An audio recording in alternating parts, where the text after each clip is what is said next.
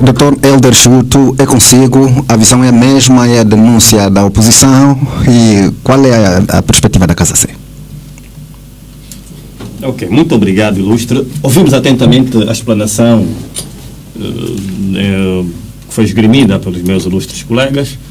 A mim suscita-me estar preocupado porque, não entrando no fundo da questão, mas olhando aqui numa análise meramente hipotética, repara uma coisa. Eu fico preocupado porque que o MPLA quer permanecer no poder. É uma pergunta retórica. Por que querer estar no poder se não podes resolver os problemas elementares de base do povo? Por que lutar tanto para fazer parecer que quer dizer, lutar para implementar uma dinâmica que possa conflutuar em concorrência desleal aos demais candidatos concorrentes da praça política nacional, para permanecer no poder se não vai resolver os problemas do povo? É uma pergunta que eu coloco no ar. Espero que quem está a ouvir, que seja da superestrutura do MPLA, tenta perceber qual é o alcance da amplitude da visão que eu trago para cá. Porque eu queria uma certa espécie saber que luta-se tanto para estar no poder, mas para não fazer coisa nenhuma. Isso é que é grave. Desculpem a frontalidade e a verticalidade no discurso que apresento, mas o que é que quero com isso dizer? Porque, olhando para aquilo que explanou a doutora Micaela, de que há uma tendência, fazendo fé, de que há uma tendência, de com alguma manobra política, tentar obstruir o registro dos demais militantes da oposição, facilitando, dando primazia aos militantes do MPLA, de forma codificada, na hipótese, de forma codificada. É só chegar lá e dizer, camarada, bom dia. Ele já sabe que é um código. Porque é o Partido dos Camaradas. Eu fico estranho. Por que de tanta avidez, tanta aficiosidade, tanta necessidade de se estar no poder se não vais resolver o problema do povo? Quer dizer, eu gostaria que pudéssemos reiniciar esse país. Esse país precisa de uma reforma não institucional. É uma reforma do cérebro, da consciência coletiva. Doutor, a Casa C acompanha o processo. Está a constatar, de facto, essas situações também? Mas acompanhar o processo à distância não é o mesmo que acompanhar no loco. Acompanhar como... E quando se diz que os boatos estão partidarizados, estamos a dizer que maioritariamente as pessoas que lá funcionam são do MPLA. Não tem como. É claro que está partidarizado. Porque quem tem acesso de lá está. Se olharmos para aquilo que é fazendo aqui um dado estatístico, do ponto de vista do valor percentual em recursos humanos alocado nessas instituições, vamos perceber que, facilmente vamos perceber que são nossos irmãos do MPLA que estão lá, em números maioritário. Com exceção de um ou outro caso. Mas eu quero dizer com isso, e por respeito a quem me ouve, e em nome da minha coligação, que precisamos pensar país. Quem na verdade quer resolver o problema do país nem precisa criar artimanhas e artefactos para tirar aproveitamento político no interesse próprio. Não precisa. Então, é triste saber que em África temos isso como um cancro quase crônico e que, quer dizer, é incurável. Ficar no poder dentro da filosofia política, da visão política filosófica de Nicolau Maquiavel. Os fins justificam os meios. Está certo, doutor. Isso é grave. Eu penso que em qualquer parte do mundo o diálogo é a chave mestre para a resolução de qualquer tipo de conflito. Okay. É como em qualquer relacionamento. Se não há conversa, há discrepância. E se há discrepância, há desequilíbrio. E isso, inevitavelmente, pode dar o derrubo da relação. Mas, doutor, ninguém me desmentiu. Calma, doutor Pinheiro. Calma, doutor Pinheiro. É visível. Não. Vamos ser sinceros e honestos. Em reconhecer. Ninguém consegue. Não, desculpa, doutor Pinheiro. Não há diálogo institucional. Não, é preciso reconhecer que nós temos um Presidente da República que pouco conversa com as instituições partidárias, com a sociedade civil, que dá pouca abertura de diálogo. E isso é muito mau para quem, de facto, está a servir o interesse público nacional. E deve ter uma missão, deve estar imbuído e revestido da missão de Estado. Não se pode pensar que quando se está numa posição de grande relevo político-social, temos que olhar os outros como menos importante da relação jurídico-contratual. Quem é o servidor público? que é aquele que deve prestar, por inerência de função, dentro do âmbito da relação do contrato social, tem obrigações com a sociedade. E repara, e disse a doutora Weber, deve corroborar com isso, o presidente atual da UNITA, quer dizer, não está a ver como fazer, não sei por que milagre, poderá ser atendido o seu pedido de audiência, que já decorre quase 2 anos, salvo erro. Isso é grave para a manutenção da paz política, é grave para a manutenção do princípio relativo ao princípio estruturante da democracia política nacional, e é grave para que se tenha estabilidade político-social. Porque quem administra... Mas, doutor... Calma, doutor. Há pouco tempo, o doutor Fernandes... Calma, não. Estamos a falar do presidente... Não, isso já passa algum tempo. E tem outra. O presidente da República, acho que só fala por imperativo constitucional para o Estado da Nação, porque assim a Constituição prevê. Porque se dependesse dele, não veria público falar. Quer dizer, dá pouca abertura. Por quê? O presidente não pode esquivar-se de falar com o seu povo. O presidente tem que ter isso como uma cultura natural. Quer dizer, mesmo que a Constituição não dispusesse, ele necessariamente devia sempre prestar conta.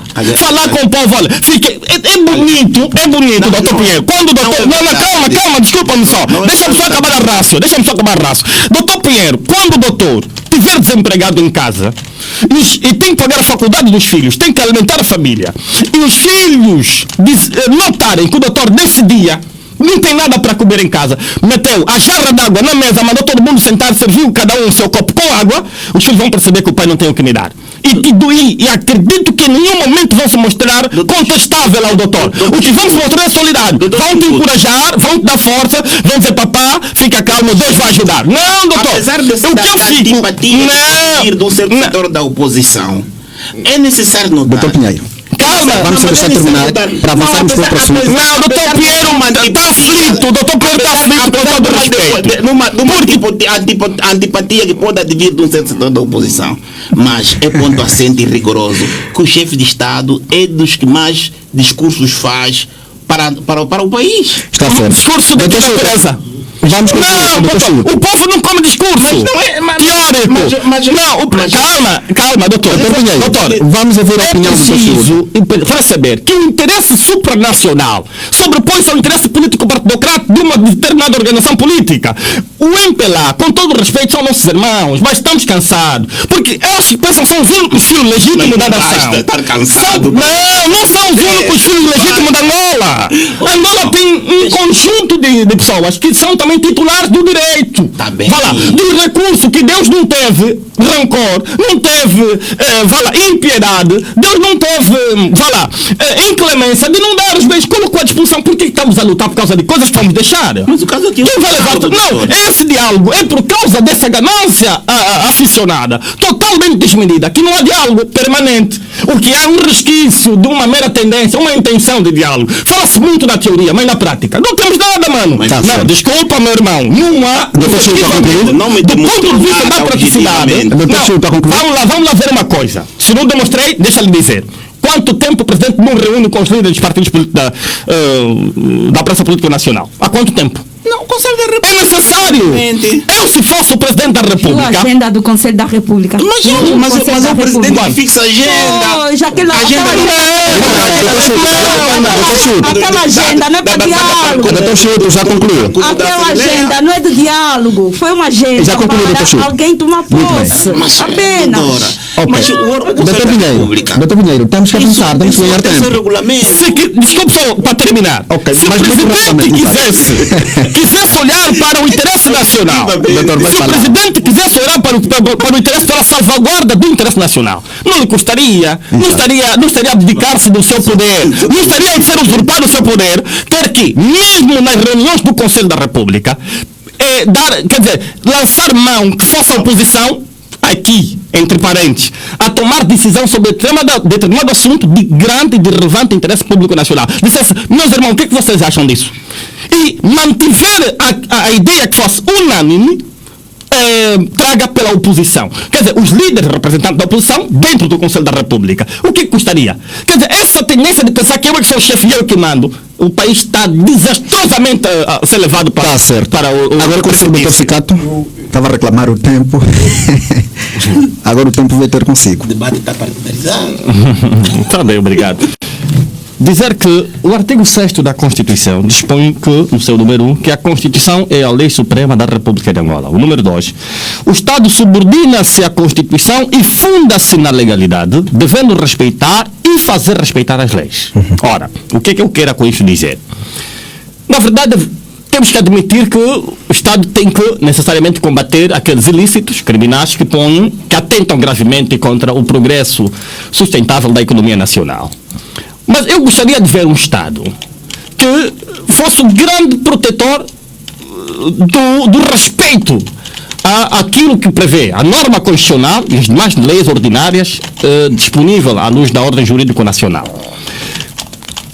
Salvo o erro, noto que muitas são as vezes que a própria PGR, que é o grande titular da ação penal e que vem em representação do Estado, excede-se nos seus atos do ponto de vista da atuação processual. A apreensão de bens, por exemplo, é um meio de obtenção de prova, dentre eles a busca, a revista e a apreensão. A PGR tem competência em sede de instrução preparatória, mas para determinados bens. E vamos chegar lá quando tivermos que falar da ZAP Viva. No caso em concreto, imagina um processo que ainda não passou por uma sentença condenatória, transitada em julgado, que lhe torna irrecorrível da medida aplicável. Como é que já estão a fazer a redistribuição, o uso e usufruto dos bens apreendidos, que é objeto do processo? Está a entender o que eu quero dizer? Quer dizer, esses bens, os tais prédios que se prendeu, não se pode fazer o uso dela se ainda não é em definitivo uma sentença condenatória que diz que foi declarado a favor do Estado. Quando ouço dizer, isso até cria arrepio, e penso que o doutor Pinheiro já está-se a preparar, mas a mim irrita-me ouvir, e com respeito a quem me ouve, que é a nossa PGR, o grande fiscal da legalidade, o que deve salvaguardar os direitos fundamentais do cidadão. Porque, na verdade, ele está em conflito com a lei, sim, mas há outros direitos superiores que devem ser salvaguardados. Não estou a dizer que o Estado não deve combater atos dessa natureza que atentam contra o desenvolvimento sustentável da economia nacional. Sim, deve. Mas o Estado deve ser o primeiro a dar exemplo do cumprimento da lei.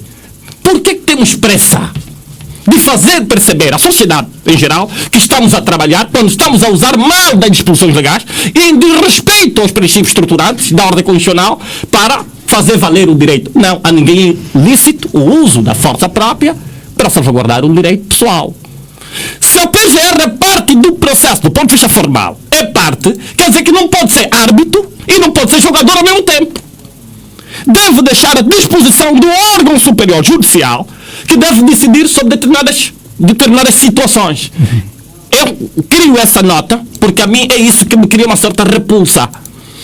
E, com devido respeito, quero recomendar ao Sr. Procurador-Geral da República, embora seja um ente que também está adjudicado ao poder político, mas ele é, por sinal, o grande defensor da lei. O grande defensor, o grande baluarte da legalidade. Quando o interesse do processo é político, nota-se que a PGR desvirtua-se, com a devida ressalva, daquilo que é verdadeiramente as suas tarefas, as suas atribuições. Nesse caso concreto, há uma má política? Eu não posso me orgulhar de que, por ser São Vicente na cadeia, tenho que ficar feliz porque roubou 900 milhões de dólares, supostamente ao Estado angolano, e goza da presunção de inocência. Vamos estender a conversa com Zeca Muchima, para ganharmos tempo. Depois, Zeca Muchima, é aquilo que devo subscrever, a visão da doutora Bela, quando diz que é um processo cujo há aqui uma alteração substancial da qualidade dos sujeitos implicados no crime que deviam ser imputados a ele a responsabilidade criminal. Então imagina, autor moral com base em quê? Com fundamento, esteve no dia do incidente, foi ele que, de facto, mandatou com que os indivíduos fossem se insurgir, supostamente contra uma instituição do Estado, e por outra, estavam verdadeiramente armados, com arma de fogo, provou-se isso. Como é que a rebelião armada, seus indivíduos até não conseguiram deflagrar, levando à sucumbência nenhum agente da polícia nesse dia? Pelo contrário, o contrário é que é verdadeiro. Porque são vários indivíduos dessas, e nós desencorajamos, é preciso dizer, desencorajamos que os cidadãos, quem quer que seja, se insurja contra as instituições do Estado. Não podemos apelar a isso. Mas a verdade é uma. Os factos notórios não carecem de prova contrário. Então, o bem-vida não é um bem juridicamente relevante, deve ser salvaguardado, de acordo à norma do artigo 30 da Constituição. Não está no grande defensor da vida da pessoa humana. Eu penso que, e aqui onde está o problema, esses excessos sobre as prisões, das medidas de prisão preventiva, por que deixam exceder? Dura lex sed lex. A lei é dura, mas deve ser aplicada, deve ser respeitada. Se já excedeu, tem que libertar. E eu pergunto, a liberdade não é regra. A retenção da liberdade não é regra. A privação da liberdade não é regra. É exceção à regra.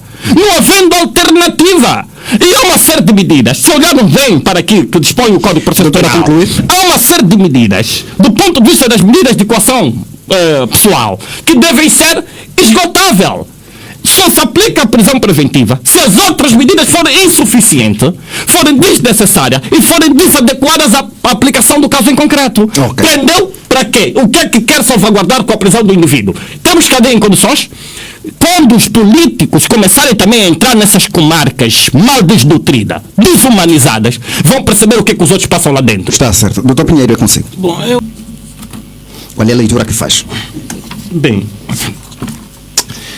eu penso que preocupa-me, com o devido respeito que tenho à PGR, que algumas vezes a própria PGR excede-se na sua atuação. Excede-se tanto que acaba por deflagrar contra a própria ordem constitucional. Repito, repara uma coisa. A ZAP é, por excelência, um órgão de vocação da comunicação social. E qualquer situação que seja, que deva-se tomar alguma decisão preliminar, preventiva, provisória ou definitiva, só o tribunal deve fazê-lo. Não pode ser a PGR a determinar, por ser um órgão cujo o seu âmbito e alcance não se aplica à competência funcional da PGR de determinar sobre o destino deste. E outra coisa, a PGR, segundo o que se diz, por isso que eu estou a ressalvar, a PGR ordenou que se nomeasse o Ministério da Comunicação Social, Tecnologia e Informação como fiel depositário e ordenou que se reenquadrasse o pessoal. Mas um processo que ainda está sob litígio, sob litigância, está andado por vista processual em sede de tribunal. Por que já tem que tomar decisões definitivas? E não devia ser a PGR a fazer, é o tribunal que deve fazer. Dizer, olha, enquanto decorre o processo, ordena-se que sejam reenquadrados, nomeia-se fiel depositário o Ministério tal, para poder salvaguardar este e aqueles interesses. É uma medida preventiva e também, vá lá, necessária para se poder aqui salvaguardar o feito útil da ação principal. O que eu estou a ver é uma PGR que está-se a sobrepor à competência do tribunal, que dá-me a impressão que a PGR tem mais poder que o tribunal. Dá-me a impressão que até o tribunal algumas vezes foge de chocar com a PGR, com receio de perder a simpatia da PGR. Isso é grave.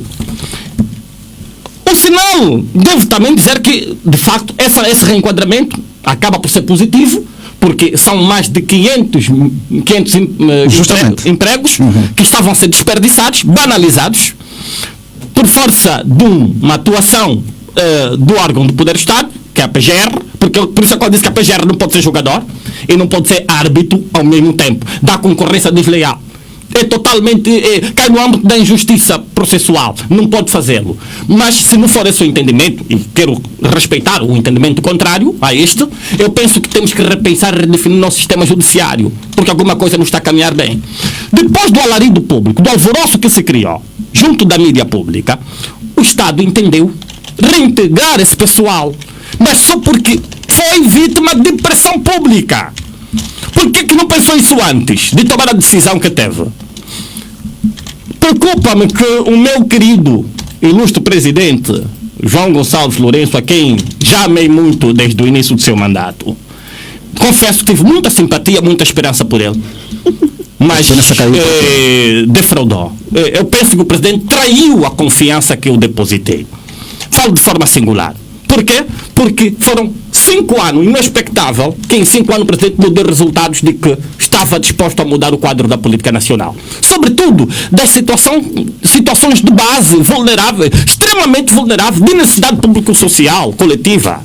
Mas, se calhar, Deus ainda o quer para alguma coisa. Vamos continuar a orar para ver o que é que isso pode dar. Muito bem. Mas, particularmente falando, a esperança terminou.